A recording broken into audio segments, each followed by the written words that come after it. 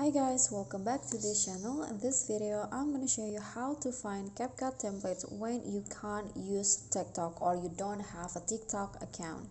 So here I'm gonna be open my browser, and actually you can just find it on your browser by typing in the CapCut templates uh, like this, and then you can just find it. And here what you need to do is just find the one that you like the best.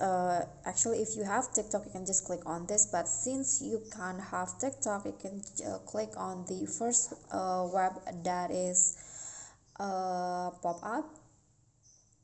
Okay, so it will go like this. So there will be lots of options, template option that you can choose. Then after that you can click on the template that you want to use, and then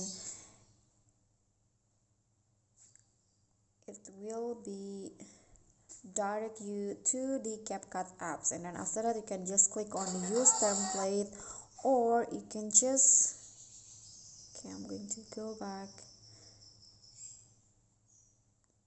Okay, you can just click on open CapCut to open all of this template in general.